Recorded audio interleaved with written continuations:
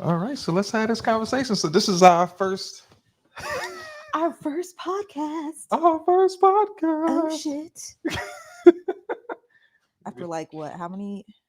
We don't be on here How many cussing. I don't think we several gonna months? they ain't gonna monetize us. You ain't gonna be able to monetize this content. That's okay. They don't have to monetize this one. It's fine. We'll live.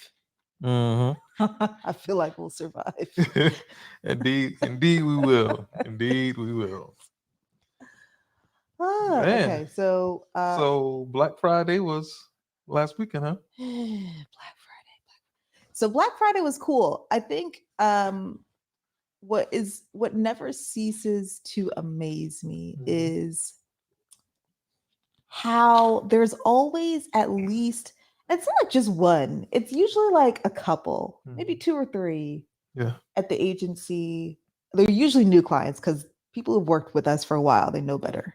So I'm gonna cut you off, right? Because they don't know like how we got here, and I don't want them thinking that That's we fair. just be sitting around talking about founders all day. Sitting But around talking shit. but a friend of mine, um, who does have an agency was telling me that he was talking to a founder, and the founder was actually complaining about a particular fee, and it wasn't until he educated that founder, he gave that founder some new information, that founder had a new perspective, and that's what led to us having this conversation. I think you need to be more specific for the fam I should be more specific for the that fan. don't know what we're talking about here. Yeah, so a friend of mine was having a conversation with the founder about a fee. The founder was showing, we just had Black Friday, and the the founder was showing up late with their Black Friday advertising material, right? So all of their creative and photos and so on and so forth. And but they still wanted to just kind of push this Black Friday out there at the last minute. And of course, Mm. my friend being who he is, being super super professional, and want to make sure that he gets the result that they desire. Because at the end of the day, and that's another thing for all the founders is listening, you, because me too, I run an e-commerce store as well, but we can't just drop everything on our advertising partners and then just expect them to make magic out of it, right? So other people, if we start looking around in the industry, we'll see that other businesses or other companies, they're shooting their Black Friday stuff like in June and July. Like all of their Black Friday stuff is done. They're not even thinking about that Oh, for sure. come Black Friday, right? Like people are talking about creative, like not like people are having conversations around creative, people are shooting creative, people are talking, which means obviously that they've already had conversations about strategy, Yeah, right? yeah. Like they've talked about strategy, they've talked about the media plan, Mhm. they're shooting creative for the media plan Yeah. in like June. Hmm. And I know, don't get me wrong, I know some brands that wait a little bit longer. Like they're Yeah. probably having conversations in September or Yeah. something, which is a little bit late in the Well, game. yep. But like that's nothing. I mean, that pales in comparison to like, some of these cats who are just like rolling up like, oh Today's yeah, Monday and Black Friday's Friday. it's Friday. Like what? And they're like, let's talk about this Like strategy. where have you been? Right. Like Right. were you in a coma? Like where Right. have you been for the past like 6-7 months? And I'm gonna speak for the founders, like the founder, some founders, let's just talk about founders is running small businesses, right? The founder is wearing a myriad of hats, Sure. right? So they're the finance person, they may be in the fulfillment stuff. They may not be doing the fulfillment, but they may be over there talking to the fulfillment people, and then they're running behind this, and then also checking up in the Facebook ads or in the Google Ads dashboard to make sure that the media buyer isn't doing them dirty. And that's gonna be for a whole another podcast. Say that for But another day. they trying to make sure that nobody's robbing them, and they trying to make sure the inventory is right, and so on and so forth. And of course, they're trying to live their life too, right? Kids and the family and the whole nine, husband, wife. So so the founder is stretched at the end of the day. The founder feels stretched. But going back to the story with my friend, the founder was like, "Oh, I don't want to pay that fee, yada yada yada. Maybe we'll just do it internally, or so on and so forth." And he simply asked him. He was like, "So if you pay this fee, right?" He was like, "How much money do you expect to make?" And the guy was like, "Oh, easily $100,000." He was like, "But if you do it, how much do you expect to make?" He was like, "Well, we won't be paying that fee. Let's just say the fee was $5,000. Oh, we won't be paying that fee, but we make maybe at least half of that if we just did it ourselves." So he was like, "Okay." So he said, "You understand ROAS?" Yeah, yeah, yeah. He's like, "What ROAS do you typically want?" Well, I typically want like a 2, 3, 4x ROAS I can get. He was like, "So paying this fee to me for 5K is going to release $100,000 in top line revenue for you. What type of ROAS is that?" And immediately you can see the founder's face just like morph into this whole Yeah, other but situation because go ahead. even talking about like what the value add is, right? If the founder thinks he can do half that, right? So he thinks he can do 50K. Yeah. There's adding another 50K to the like nonetheless, you put in 5 and you get 50 out Yeah. additional. Like Right. I don't you know what I mean? Like that should be a no-brainer. It should be a no-brainer. I think There shouldn't be maybe a we should conversation. That I shouldn't be a conversation I about. I agree. I think we should probably introduce ourselves at this point. Yeah, I guess so. People are like, who are these people? And what are they talking about? And we're short one. Yeah, we are a short one. We're short one. We're missing our Tommy. Missing Tommy our boy. Tommy. But he'll pop on to the next one. Yeah. Or maybe the next one after that. Absolutely. Something like that. Might Anywho, get that my cord name plug is him in. Kai Rivariere. Hi. I am the founder of the KR Agency. It is an e-commerce focused agency. We are essentially scaling and growth experts. We help e-commerce brands, predominantly DTC, scale to the moon. Scaling just predictably, profitably, all that jazz. That's the end of my spiel. I know I could probably wax poetic and probably should because I know a lot of people, this is the part where they like, bask in the glow of their own self-reverential cleverness. How much have you guys actually spent over there on KRA on advertising? With like a 50,000 so far? 50,000. Yeah, it was like 50,000 an hour. So gosh, at this point, boy. At this point, we've spent probably upwards of 270 million. And so the revenue on that has what been like 470 million? No. So we've done actually, well, I think I just got the tally like yesterday since we just had Black Friday wrap up. We've got like end of month reporting and that sort of stuff. So I think so to date, we've actually generated in revenue 1.5 billion for brands. 1.5 billion, and you said you guys have spent 270 million. Correct. In advertising. Indeed. So you might know what you're talking about. I mean, maybe. Who knows? Very humble. Very humble indeed. We might know a couple things. They know a couple of things. This is going to be a very interesting podcast. I see it already.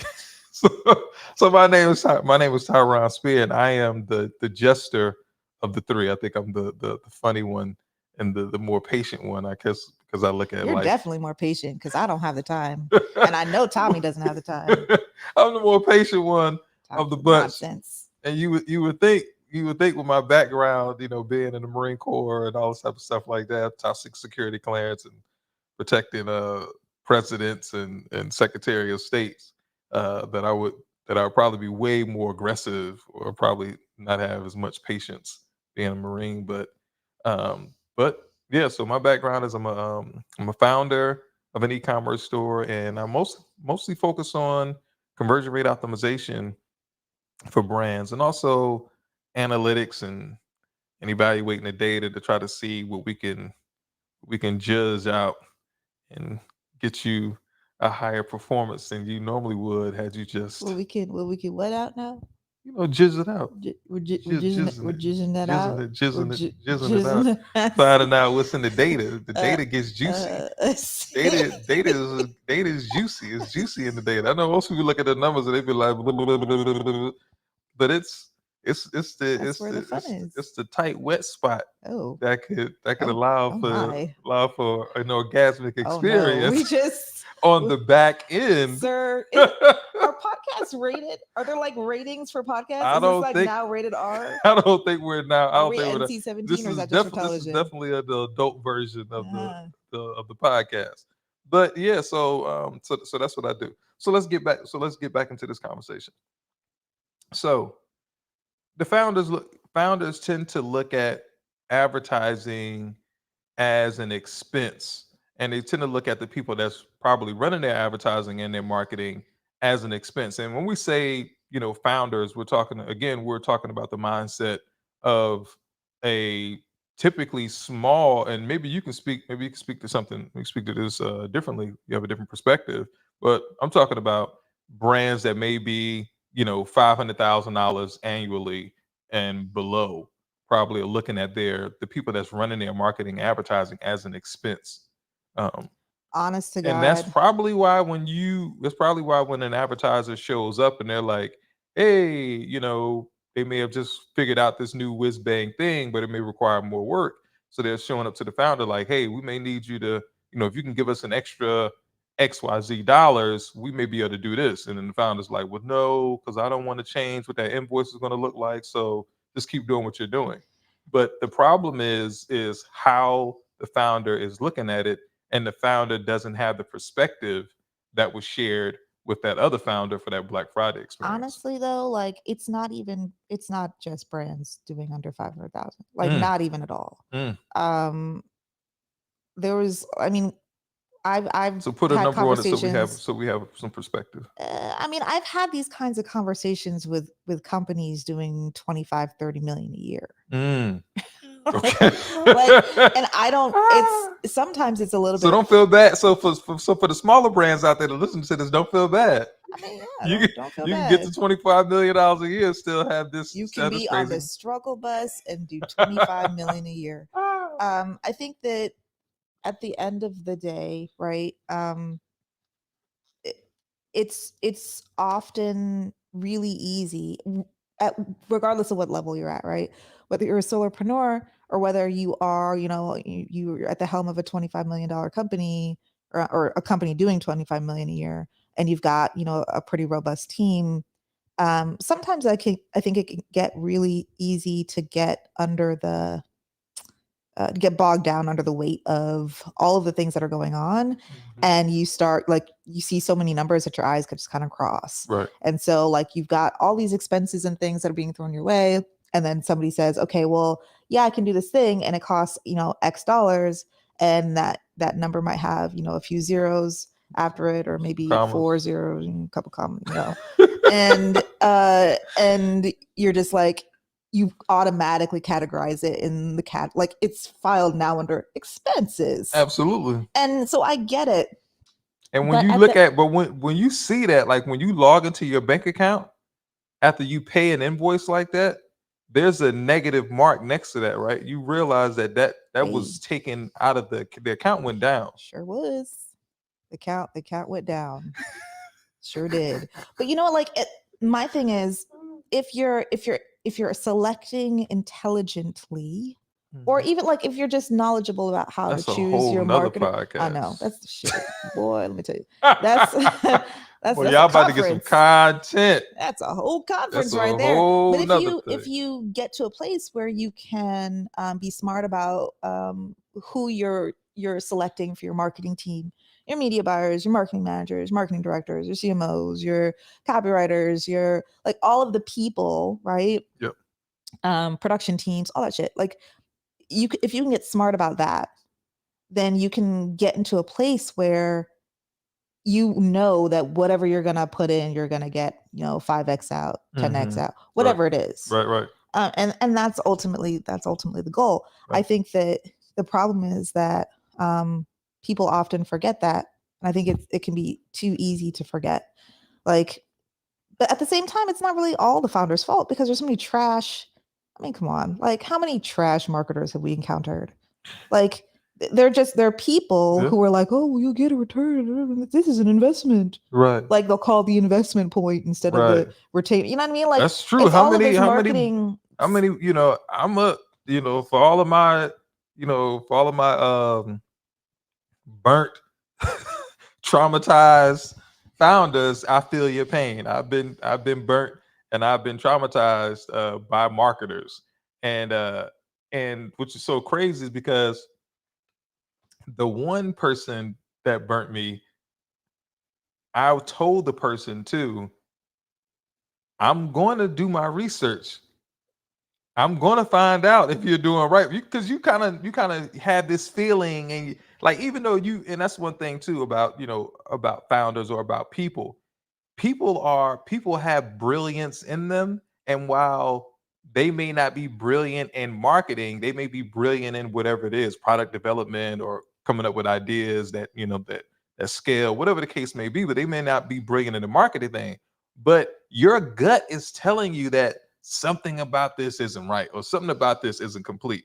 And Sometimes it doesn't. sometimes it doesn't. Sometimes you just get swindled. You think everything is going good. You think it's But going well, but this particular case, I knew that something just wasn't right. And within about 3 months, I had caught up to this person.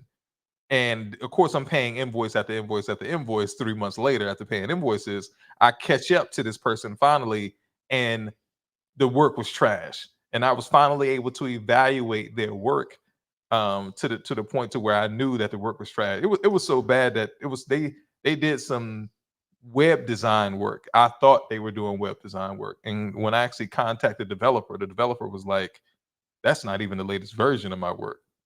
Like that, they haven't even upgraded to to the most current version." And now I'm yeah. sitting up here with my stuff just crashing back to back to back, and it's because they gave me some trash. They gave me But the thing some of it trash work. is you didn't know that until you went and did research, right? Until you Exactly. leveled up your knowledge. And I Exactly. think that that's a really important point, right? Absolutely. Because ultimately, I think what's happening is there's a whole narrative in the on the landscape of like internet marketing or just entrepreneurship, grassroots marketing, what have you, where the idea is that, oh well, you're a CEO now, like you just got your little, you just set up your LLC, LLC. you got your little Shopify store, That's and now right. you're a CEO. CEO. And because you're a CEO, like you don't need to do anything, you should just hire everything out, like, Right. and you just need to outsource. Mm-hmm. Like it's not about knowing all the things, it's about surrounding yourself with people who know the All the things. things. Right. And to some degree that's true, Right. except when you're just starting out. And when I say just starting out, honestly, I mean when you're doing under 15 million. Mm-hmm. Like that your early stage. I know a lot of Hello. people like they beat their chest, like, oh yeah, I did 5 million and 10 million. Like that's cute, but you're early stage. So And hold when on, man. you're Hold on. I remember I was here in Atlanta, and there's a angel investor here in Atlanta, and we're already doing like $150,000 months, and we're scaling. And he looked at me, and he looked at the numbers, and he was like, these numbers look good for he said these numbers look good for a startup. And I was like, what are you talking about? I was like, I was like, I've already been in business for X number of years. And he was like, yeah, but your business is still early stage. Mhm. And I took offense to that because I'm like, I'm looking at my landscape and I'm like, I'm killing it. But if you go and you look at the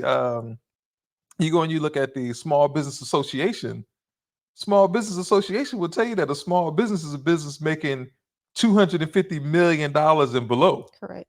So if you have five, if you have 5 million, you still, That's hey, cool. yeah, I will never knock it. right, Believe you me out, because I know what kind of work and effort and time it takes to get there, right? right. But The perspective in you the got, grand scheme of life, right. yeah, you got a ways to go before, you know. But But the point that she was making was about just outsourcing things to people without actually having yeah, some sort of working knowledge about what this person is doing. Because there's another part of that too. and I don't think you had finished making your point, but what I was going to say is you actually can appreciate the work that that person is doing for you when you have at least some sort of working, some a little Yeah, bit of I mean, working knowledge about what they're doing. appreciation is always ideal. It's always beneficial just to like team culture and all that stuff. Yeah. But far deeper and far beyond that, like you need to know that what they're doing is what they should be doing. And you will not know that unless you've actually done the thing. I think um I don't know. I won't call them what's the word? It's almost like this the silver spoon founders, which are basically those who, you know, they launched startups in the ecom space. They got funded very, very early, and they found themselves with like, you know, millions of dollars in their coffers. And they're just like, okay, bet, like, you know, Silicon Valley method. Like, let me spend all this money and hire a bunch of people, and then I'll just get to play like CEO and, you know, you know, read a couple reports here and there, won't get into the weeds that much. Like that whole model doesn't really work very well. Because what winds up happening is you don't even know what to hire for. Like you, even if you have investors and you have a, like maybe you have a board or something, like Right. people will tell you, oh yeah, you got to hire this person and this person, this person, and that's cool. Like for example, you've got to hire a marketing manager. All right, bet. How many different types of marketing managers are there? And how will you know which type of marketing manager to actually select? Like if you're Right. an e-commerce brand and you're looking to you know, you're looking to scale, right? That's a very specific type of marketing manager that you Right. need. You need to have somebody on your team that is well versed in performance marketing. Right. Not just like listen, brand oriented performance marketing is like the sweet spot, right? It's like the nice Mm-hmm. hybrid between like brand marketing, which is like, you know, kind of like more of the brand awareness, you know, yay for reaches, yay for impressions, yay for branding type of marketing, Mm-hmm. which has its place, don't get me wrong. Right. And then there's the performance marketing side of things, which is really more conversions driven. When Right. we're talking about advertising, you're talking about running paid traffic. Right. Like you're paying every second that those campaigns are running. Right. And so as a startup, it behooves you to, especially if you got investors, but even if you don't, to prove the concept Mm-hmm. by getting as many sales and getting as much profitability as is humanly possible. Right. And the only way that that can happen is if you lean performance marketing side of Right. things. You've got to lean over there a little bit more. Not to say that you shouldn't, you know, you shouldn't have somebody on your team that is well versed as you know a branding expert, but your marketing manager, the person who's at the helm, you know, of your marketing program and is the glue that holds all of the agencies and all of the marketing stakeholders together, that person damn well better be like on the performance marketing side of the business. You Right. can always have a brand marketer pop in, you know, do some branding, consult on brand when it Project comes based. to, you know, promotional campaigns and things like that Right. on a project basis. Right.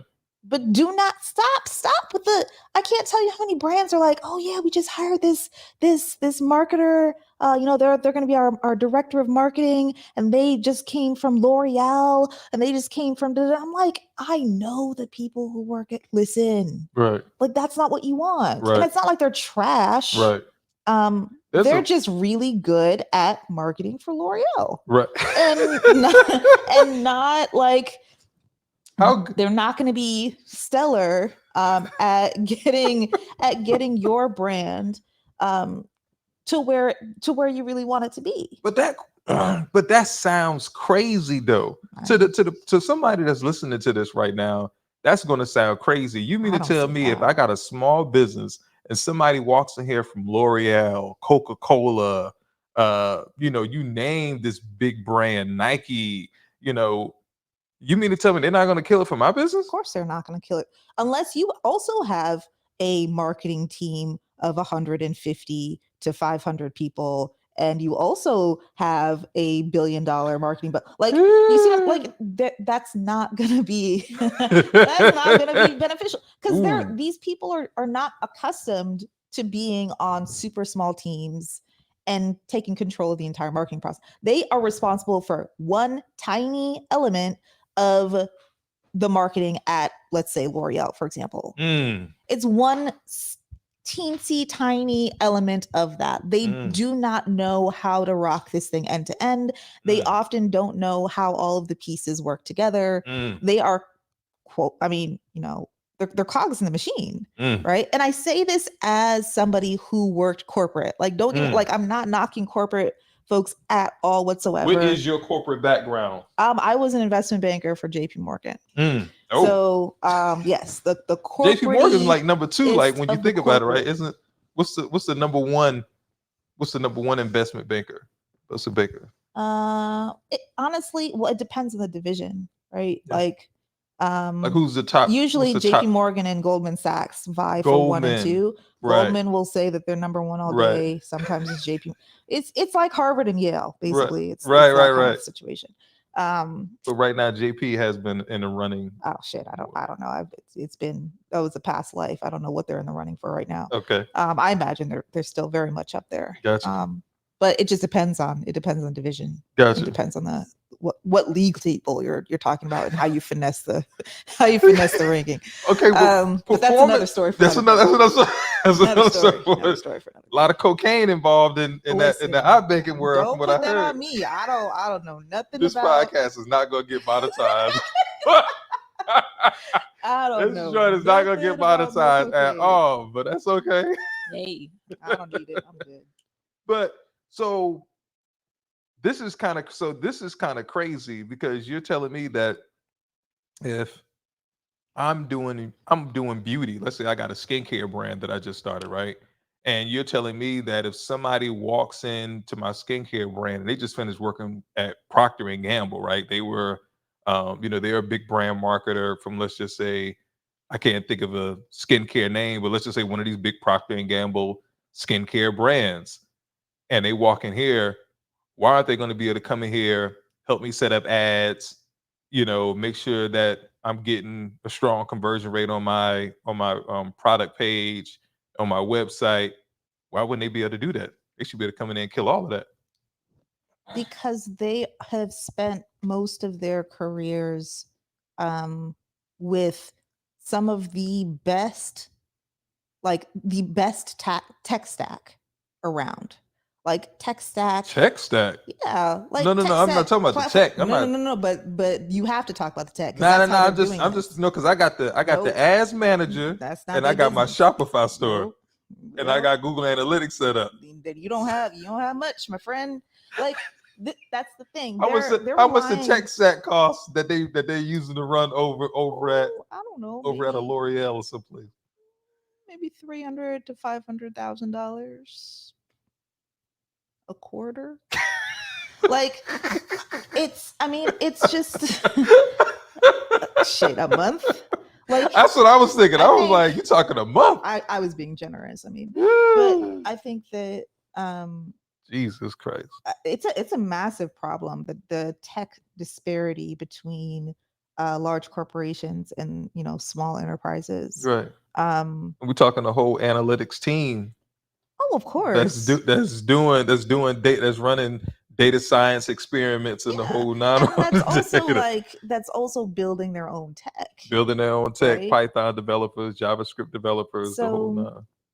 I think that the disparity is massive. Right. I mean, there's huge opportunity for people who are well-versed marketers to build really great SaaS products for that are affordable, right? Where people are not going to have to spend $20,000 to $30,000 a month, on a basically enterprise solution, right? That's scaled down. So, whether that's going to happen, I mean, some people have tried, right? People have tried, like there's been some third-party attribution stuff and some, but they're all trash because they're put together. Never mind, that's another. I'm gonna reel you back to the. So I mean, hopefully we've done a great job on whoever it is as you continue to listen to this. You're probably thinking to yourself, well, whoa, I was just getting ready to go hire a quote unquote brand marketer. So performance Performance. What about performance? What should I be looking for when it comes down to hiring a performance marketer? You should be looking for somebody who knows their way. In my opinion, you should be looking for somebody who knows their way around the way in which all of the marketing cogs, as it were, work together, and who understands the end goal. Right, Mhm. the end goal is not for some marketers that stops at here's what the reach looks like, here's what the impressions look like, Yeah. and oh yeah, you made some revenue and that's great. Right. um Here's what the share of voice is, here's what, like, and all that stuff is cool, but Mhm. at the end of the day, you really need to be focused in on having conversations with people and hiring people who fully understand what it takes to actually make a company scalable, Mhm. and what it takes to then be able to scale that scalable company. Mhm. And when you have a full understanding of, like, from a 30,000-foot view, but also be able to get into the weeds of, like, exactly what's required, um, based off of all of the nuances of that specific company, right? Mhm. Like, if you're asking them, okay, well, how do I get scalable, and they're just giving you some kind of a super vague, fluffy answer without asking you, a barrage of Right. questions that are specific to your company, your product, your audiences, the assets at your Right. disposal, your conversion rate, like Right. the bottlenecks that exist in your funnel, et Right. cetera, et cetera. Right. Like, I think the more granular somebody can speak to, what and like uproot, like, what's going on in a Mhm. certain, a particular business, the more likely they are to actually be able to diagnose the problem and then rectify it. Yeah. And I think that all too often, a lot of these kind of sales discussions and things are super, super vague, Right. because ultimately the person that you're speaking with is not the person that's even working in the ad account or doing the actual work, whatever that Right. work is. Right. Um, and so it can be hard for founders to even get to the nitty gritty of, okay, is this agency right for me, or okay, is this freelancer right for me, or whatever. I mean, freelancers is a little bit easier because it's just, one-on-one, right? Right. Like, you'll be able to get a sense for exactly who's going to be deep in your shit. But Right. like with agencies, you have with most agencies, you have these account managers, these sales reps, and all these people who honestly have never seen the back end of an ad account. Mhm. Or if they have seen the back end of an ad account, it was like through some demo video or whatever that was part of their little sales training. Right. But they don't get into the level of granularity necessary to really be able to suss out whether or not they know what they're talking about. Right. They'll give you case studies, but case studies are, I mean, we already know, right? Right. Like, Right. case studies are only as effective as the origin story There we go. behind the case study. There we go. That's another Like, podcast right there. I mean, yeah, We're gonna get to 10 real quick. I mean, oh, for sure. But that's the thing. It's like, Sheesh. okay, cool, bet, like, you did 35x ROAS for this client. That's super neat. Are they in the same niche that I am in? Do they sell the same products I do? Wait, they Do have Rihanna in that? like, They have or, Rihanna in that? you know what I mean? Like, what was their influencer marketing campaign? What were the assets at their disposal? Do they have a like, They was spending 20 to I only 50,000 have a dollars. 10,000 an email list of 10,000, They was but spending they 20 to had 50,000 per influencer on the front end. Right. And they were on Good Morning America and Ellen. Correct. That part. Like, they were on Oprah's favorite things. Like, What? Oprah. You see what I'm saying? But it's like it's the Oprah was really holding it in backstory. their hand and was telling them that they could use this and It's that. the backstory of it that they don't mention, and they act like, a lot of these agencies act like in these case studies, oh yeah, they're responsible for that 35x. No, not necessarily. There could be a whole slew of factors, right? And especially, like, as a, if I have an e-commerce store and I only have 10,000 people on my email list, or 1,000 people on my email list, I'm seeing a case study of 35x, and I don't know that they actually had 500,000 people on their email list. And the ad campaigns were actually running to these email lists. It was warm traffic, right? It could, Warm you see what I'm traffic. saying? It's like, you don't, there's too much nuance to be able to Woo. rely steadily on case studies blindly like that. Eesh. Getting thick in here. I feel like we're all over the place, but it's all related, so hopefully it's helpful to somebody. But Yeah, like, I mean, yes, I mean, yeah. So let's slow it down because we are moving at 1,000 miles an hour, but but it's good for whoever. But it's good for whoever that's listening. So what I'm hearing you say, I'm coming back to the difference between the performance-based marketer versus the brand marketer and timing and all type of stuff like that. If you know that you are a brand that's going to be talking directly to customers, like you got messaging that's going to be coming out to your customers and you're trying to bring customers back to you. If that's who you are a direct to, DTC, direct to consumer mhm. based brand. And now you're going to go talk to a strictly brand marketer that was just a cog in a wheel, and they don't really understand every step, every step throughout the funnel, or they don't truly understand the customer journey and the psychology from talking to a cold audience, which is a complete stranger. They never heard of you, never heard of your brand. All they know is hopefully that that they have a problem or they have a desire or experience that they want to experience. And then now you're showing up and you're presenting that experience in all of these different ways. If the marketing manager or this brand marketer doesn't understand these things, because again they've just been a cog in the wheel and they've had the support of it, 200 people behind them helping them and supporting them, and it's just you and a laptop and a couple VAs and a couple VAs in India or the Philippines or Or whatever. even like a marketing coordinator, or even if you have a couple people on the team. Yeah, I mean, at the end of the it's day, they have learned, the way that they have learned marketing is for larger companies that have an established brand already. facts. And And it's two different, and typically the marketing and the sales team are separate. yeah, Whereas with you, I mean, those are typically two different divisions or two different departments that really don't even talk to each other like that. right. Whereas you are the marketing and the sales. That's a whole nother podcast too, even talking about that. But you are essentially the marketing and the sales team. So they need to have understood both sides of that. And typically, if they just got hired and they got put into the marketing department, their whole, they were corporate climbers. They were trying to climb up the rungs of the marketing division, but they didn't really understand what the salespeople were doing. So you need somebody that's going to understand both sides of that equation, and then you're going to get to the point to where, guess what, you can bring in again some sort of brand marketer to make your brand stand out, and now you have a more broad based campaign, because guess what, that's going to make it easier for your performance marketer, because now you are warming up a larger pool of people, so they now come in contact or now are exposed to your brand.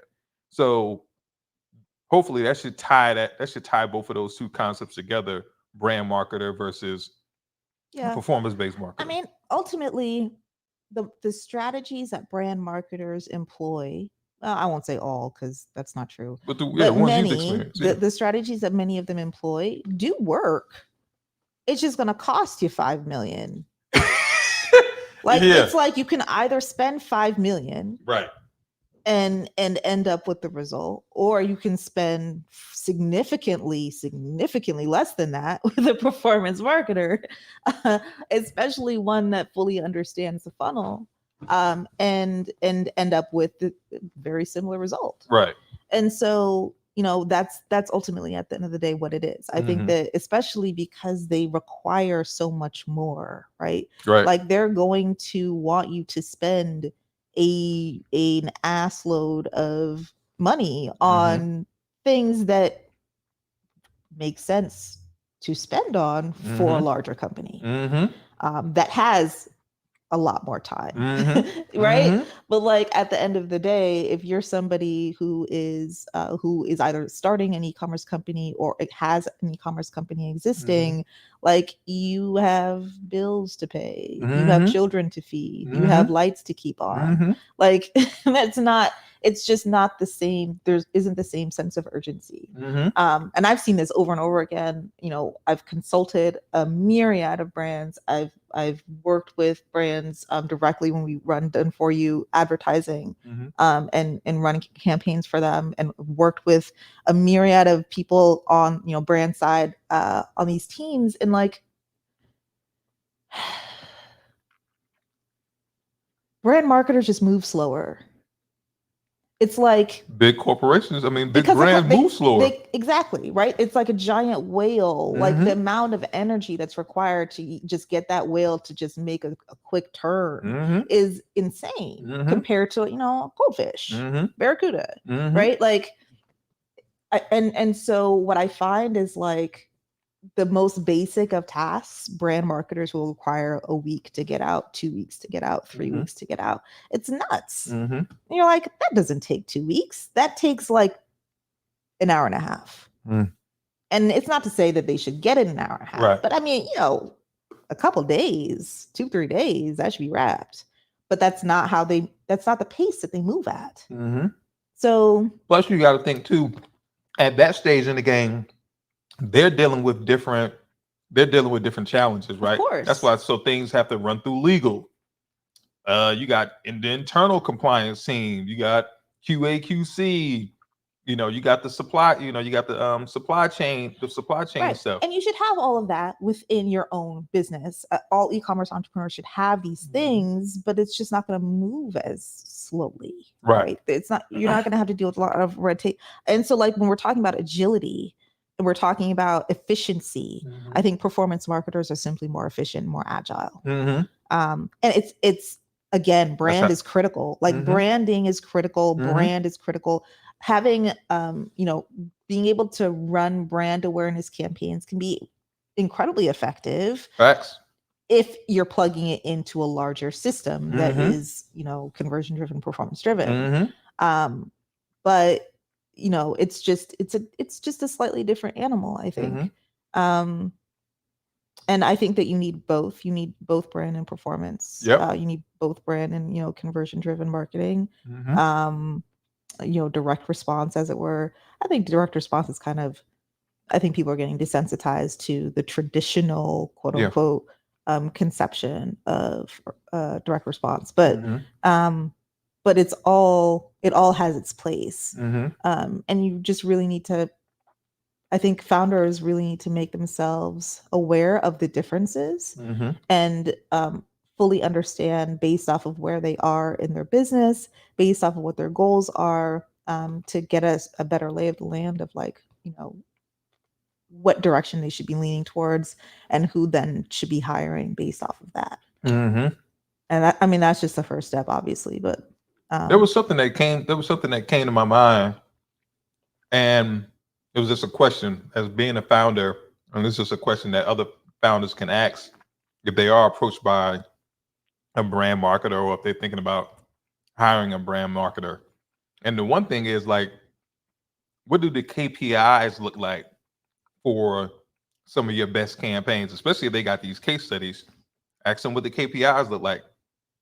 How many people had to be reached in order to get that result? And now you can just kind of start bagging into those numbers and go into go into your dashboard or look at your email or whatever the case may be to even try to figure out how much it would cost you to reach the amount of people that they reach, especially when you start breaking down the way that they reach them. Was it TV spots?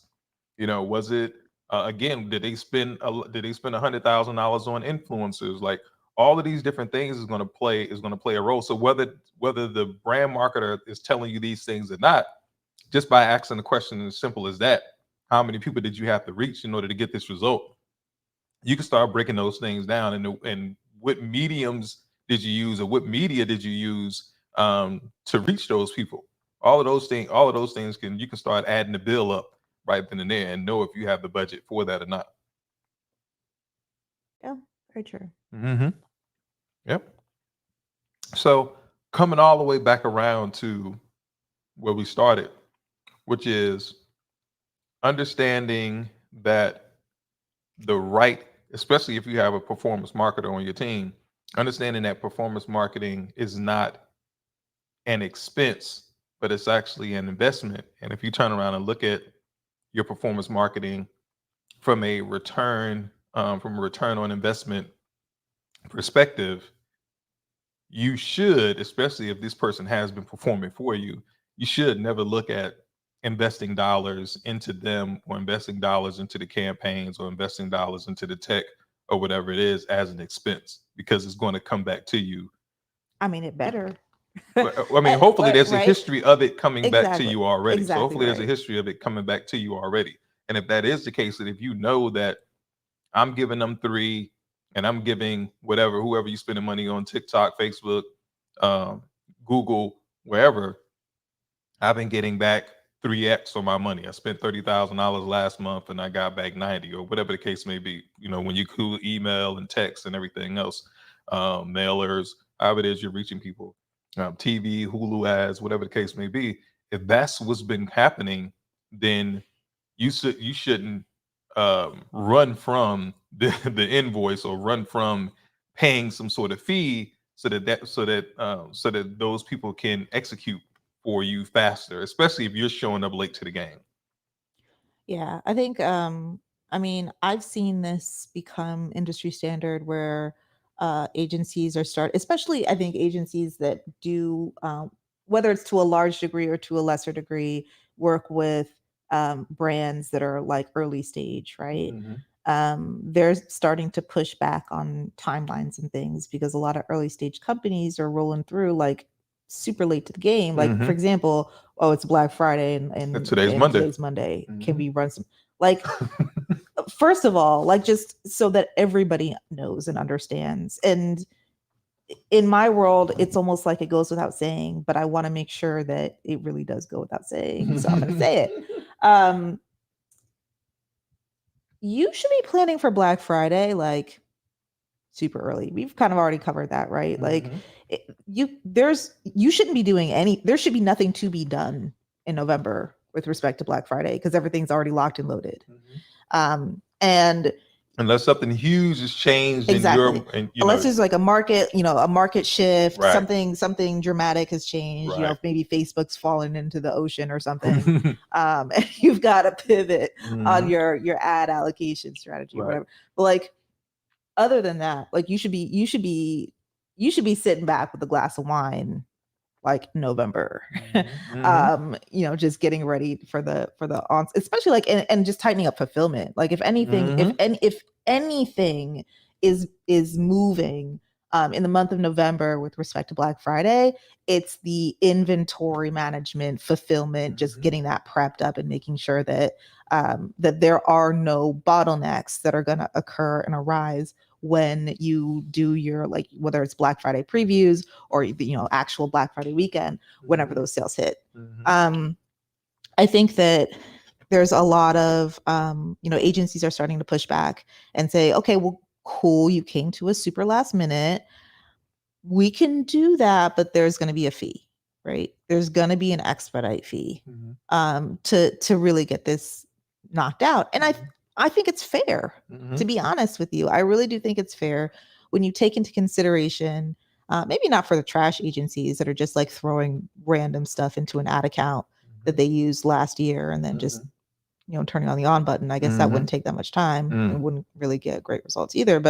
Um, but with people and teams who are really putting in the work end to end, Mhm.